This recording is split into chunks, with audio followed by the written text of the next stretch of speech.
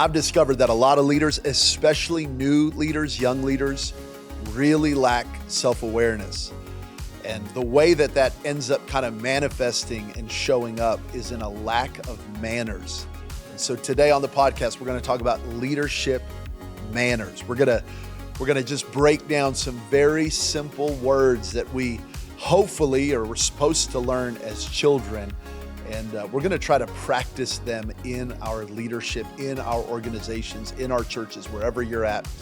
And I believe it is going to be a game changer for you and your teams. Hey, welcome to the Jabin Chavez Leadership Podcast. I'm so honored that you're taking a couple of minutes to be with us today as we grow, as we learn, as we get better. And I believe that as we get better, our organizations get better. As we get better, our churches get better. As we get bigger, in our mind, in our mentality, in our spirit, everything around us will grow with us. So I'm really excited about this. I want to remind you one more time, I've said this a lot over our podcast, but I want to remind you again that leadership is a conviction. It's a conviction that what we do is important, and it's a skill to ask others to join us in that important work. And I think a lot of times we can have that conviction, and if you don't have it, we got to fight for it. That's for a different podcast. But really, it's the skill. It's the people skills. You know, this is just a harsh reality that we have to remember. We're in the people business. We are in the people business. You know, someone was saying that recently. I heard it, that church is events and hospitality. And that might sound kind of crude to you and crude for you. And you don't really like hearing that. But really, a great church has figured out how to do great events. Even if you're not event-driven, Sundays are an event, groups are an event, an incredible kids ministry, youth ministry is an event. And then it's hospitality. It's making sure that people feel connected and aligned and communicated to. And when we talk about the people business, we have to have great self-awareness. And we have to work on our language, and we have to work on our attitude. This is what is said of Caleb in the Old Testament. Numbers chapter 14, verse 24 says that Caleb had a different attitude. He had a different spirit. He had a different awareness about himself. He could see what others couldn't see. He could say what others couldn't say. He saw God differently. He saw people differently. He saw challenges differently. He saw his future differently. He had a different attitude. And for us to do what God's called us to do, we're going to have a different attitude, a different mindset, a different thought process. And we're going to have to come up with some different words. I want to talk about this. I want to talk about leadership manners. What are manners? Manners are a way in which something is done. A way in which something is done. We talk a lot about leadership culture, but every culture has manners, right? How you eat and order at a Chipotle is going to be different than how you eat and order at a Ruth Chris. If you go to McDonald's, you pay before you eat. If you go to a Michelin star restaurant, you pay after you eat. One meal takes 10 minutes. One meal takes 3 hours. So depending upon the culture that you want to set, you're going to have to institute manners. And I want to remind, especially senior pastors, your team is on their best behavior around you. Don't forget this. First chair leaders, senior pastors, owners, top tier leaders, never forget this. The team, the people that are under you, the people that are serving with you, the people that are working for you, they are on their best behavior in front of you. So if you're ever seeing some lack of awareness, you're ever seeing some rudeness, you're ever seeing some manners that need to be corrected, if you're seeing it, I promise you, when you're not in the room, it's intensifying tenfold. And so this is why we have to fight for these things. So we're talking about leadership manners. We're talking about language that creates good manners. Here's the first one, right? We taught all our kids to say this. It's please. Please. So it's not, Mom, make me lunch. It's, I'm hungry. Can you please make me some food? It's please. It's a little word that makes a big difference. Here's what I'm saying. As leaders, we say please. Here's what that means. We do not demand, we ask big with a gracious tone. Okay, let me say it one more time. We say please. We do not demand, we ask big with a gracious tone. So as leaders, we're going to ask big. It's not that you're asking, it's how you're asking. Say please. Yeah, well, our church should give. Yeah, they should, but they can give anywhere. Well, our church should serve. Well, they can serve anywhere. Well, our team should be all in. Well, they should be on time. Yeah, they should be on time. But the reality is that you can set a gracious tone while asking big, right? I think about the organization I lead, City Light Church. It's high demand, it's high sacrifice, it's portable church, it's in the season we're in, it's raising money, it's 4 weekend services, it's just a lot. We're asking a lot. We're asking a lot of our people. We're asking a lot of their time. We're asking a lot of their treasure. We're asking a lot of their talent. I get it. But we can ask big with a gracious tone. We can ask people to give and say please. We can ask people to serve and say please. We can ask people to be a part of what God is doing and to tell people, and you should be a part of it because the Bible says, but with a gracious tone. Don't demand. When I talk about this and we talk about the self-awareness and we talk about the manners, I find so many leaders end up complacent and entitled. And complacent leaders will always become entitled leaders. And entitled leaders will always be rude leaders. And so when I'm saying please, I'm saying I'm not complacent. I know this is a lot. I'm saying I'm not entitled. I know this is a lot. But I'm asking you to join the journey with me. This is the skill of leadership. Talking about leadership manners, we say please. Number 2, we say thank you. Thank you.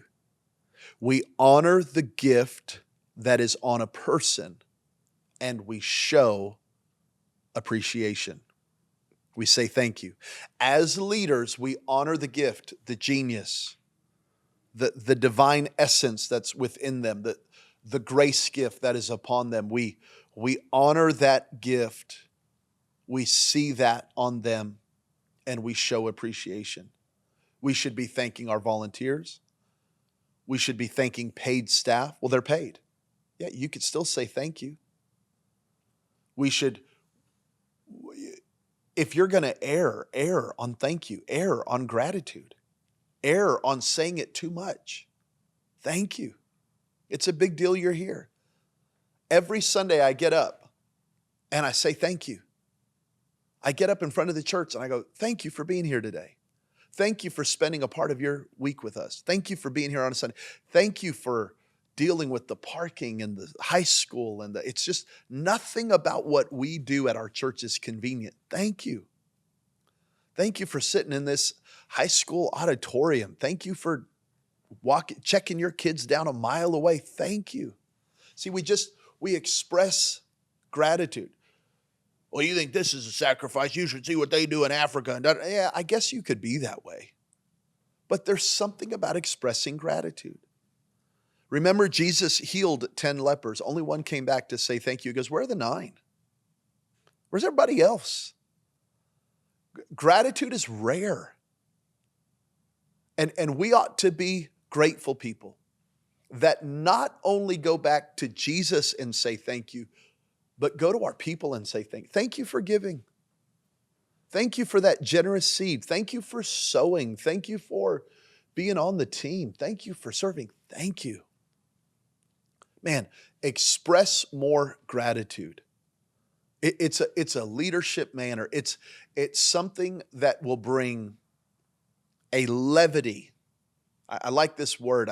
We talk about this a lot. There's a lightness. There's a levity. There's an oxygen. There's a brightness to the atmosphere of a team that knows how to say please and thank you. So we say please, we say thank you. Here's another leadership manner. We hold the door. We hold the door. We open the door and we allow people to come in. We hold the door. This is a principle.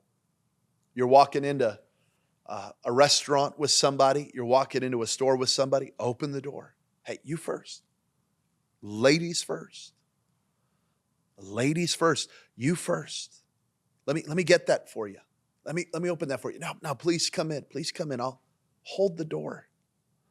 This is honor. This is I'll go second. This is leaders eat last. This is I'm not in a hurry, right? I'm not in a hurry. I'll hold the door. I think of Peter and John in Acts chapter 3. They're rushing to prayer, right? It's the time of prayer. But they stop. And they see a man who needs healing. And being on time for prayer was not as important as serving the man. You see that? Like the systems and the timing and the rules and this is when it should be done and how it should be done are never as important as the person in the moment. And so in the moment, I can stop and hold the door. Pray for the person. People should never feel like you're rushed. Oh, I'm late. Oh man, I got a lot going on. No. Hold the door. No, please, after you. Yeah, I'm leaving Starbucks and I got my coffee and I need to get to work, but I can hold the door while you walk in. It's just slow down a little bit. Slow down and look around. I love that about Peter. The scripture says Peter looked at him and said. See, when we hold the door, we slow down. We look at people in the eyes. We speak. It takes zero talent, zero gifting to look at somebody in the eye and speak to them. This is, I'm telling you, leadership manners. Not looking above people, not looking around people, not looking at who else is around. No. Engaging. Hold the door. Here's another one. We're talking about leadership manners. The introduction. See, again, when you lack self-awareness, you assume everybody knows you. When you lack self-awareness, you assume you're the most important person in the room. No, make the introduction. Arms open, reach out, welcoming in, show them your world. Introduction. Let me go back to Acts now that I'm thinking about it. Acts chapter 3. Peter looked at him. Peter said to him, what was the last thing that happened? Any Bible scholars out there remember what happened? And then Peter reached out and he picked him up. You reach out. This is the power of an introduction. You say hello to people. You say hello to people. Good morning. Hey, good to see you. Hi. You go give a hug. You shake a hand. You use words. I mean, I've literally seen this with people where it's like, hi, and they kind of just look at you. It's like, say a word. Hello. I just the other day, I walked into the airport lounge in DFW, and I walked up to the bar to get a club soda, and the lady just had her head down. She was cleaning, doing stuff. She goes, "What can I get you?" Or no, "What do you want?" It was, "What do you want?" Never looked at me, never said hello, never, "How's your day?" Just cleaning. "What do you want?" And I went, "Hi, excuse me." She goes, "Yeah, what do you want?" And I was like, "What is happening right now?" That's not it. That's not an introduction. What do you want is not an introduction. How about hello? How are you doing today? How's traveling going so far for you today? Can I get you anything? It's like just there's power in hello. Good to see you. Man, you look great today. Not, man, you look tired today. Man, rough night. Like don't do things like that. There is power in an introduction. In a great to see you. Hey, my name's Jabin Chavez. What an honor to meet you. Man, so good to meet you. Heard so much about you. Just learn the power of an introduction. You know, I've got a little rule that the guys in our church know about. Like if I'm sitting down and someone walks in and comes to greet me, I stand up. I say hello. Just a little way to show honor. Just, you know, I don't just, right, stand. Hey, what's going on? Hey, good to see you. Just little things, introduction. See, we can get so used to being around the same people. We get into these weird silos of wrong thinking and smallness. But when we are growing in our leadership manners, we are growing in our conversation ability, in our introduction ability, in our ability to speak.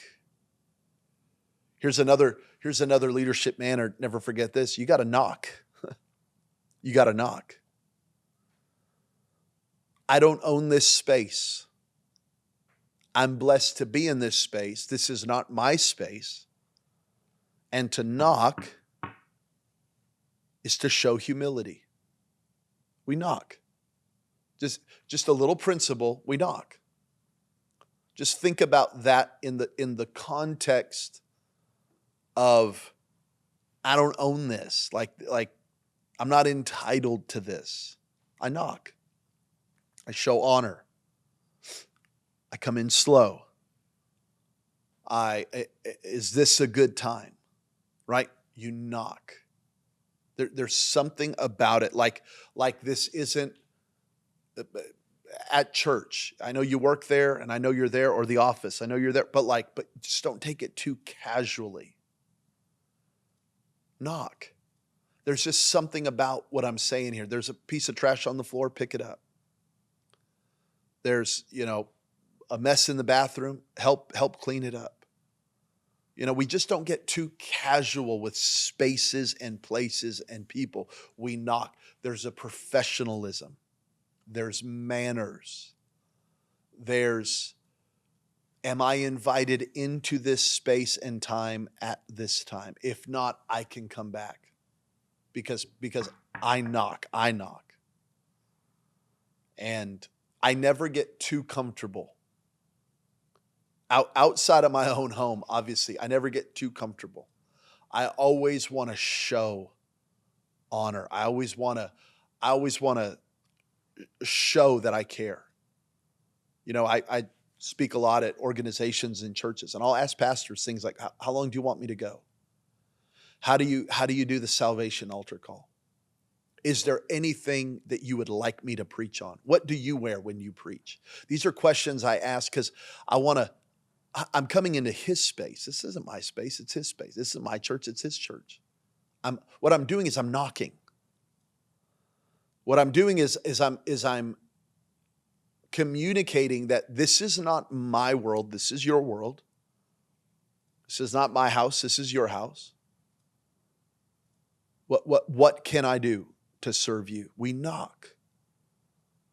We don't just come in and try to own the room. We must be granted access. It's a big deal. Here's another thing about leadership manners, and I'll end with this. It's body language. Body language. What is your body saying? The vast majority of communication is nonverbal. What's your face saying? call it resting face. What's your face communicating? Oh yeah, people always think I'm mad. You got to change that. Oh yeah, people always think I'm probably so mean until they get to know me. That is not an attribute that you want. That's not a good thing. That's not a quality. What are you what are you communicating with your body language, with your body posture? Like pastors, if the front row of your church as you're preaching, you shouldn't have a bunch of people with their arms folded, eyes half glazed over, scrolling Instagram. It doesn't communicate. You got to show body language. There's got to be some lean in. There's got to be an open Bible. There's got to be some taking notes. There's got to be an openness that we're communicating something. Smile, show your teeth. You know, you could be walking through a crowd of people and you could be communicating non-verbally, I don't want to talk to you. Right? Obviously. But you could also be you're looking around, right? Let me go back to Peter one more time, Acts chapter 3. He's looking around. He's looking at the guy. He's looking who needs help. He's looking who's lost. He's looking who needs direction. He's looking who needs healing. That's how we need to communicate body language that is, I'm open. I'm available. I'm not in a hurry. Body language. These are leadership manners. These are things every leader should be practicing. It goes a long way. It communicates a lot. It'll be a game changer because see, these are the things that are not, they're not telt as much as felt. You just feel it. You can feel an openness from someone. You could see it on their face. You can feel the appreciation. You can feel the gratitude. You can feel the doors to the church are open or the doors to the church are closed. You can feel if it's inclusive or exclusive. And I want to be somewhere inclusive. This is the power of leadership manners. Not everything about your church, remember this, not everything about your church is just spiritual. We are spirit, soul, and body. That's what Paul said in Thessalonians. We're spirit, soul, and body. And your church is spirit, soul, and body. We're spirit, soul, and body. Our church is spirit, soul, and body. Yes, we need to have powerful prayer, powerful worship on the Word of God. Of course, spiritual. But we're also soul, mind, will, and emotions. We're also body. We're also physical. The sound should be good. The air conditioning should work. The check-in systems for our kids should be good. The classroom should be secure. The bathroom should be clean. We're spirit, soul, and body, and our churches should be spirit, soul, and body in agreement, in alignment, so that people can then receive spirit, soul, and body. Leadership manners. Level these things up, your organization will level up. Hey, make sure to like and to subscribe to this channel, to this page. If today was a blessing, man, maybe show it to your teams. Throw it in your Instagram story. Let people know about this leadership podcast. If it's a blessing in any way, help me spread the word. And then a big thank you to Launch Sunday, launchsunday.com, for sponsoring today's podcast. Love you guys. We'll see you next week.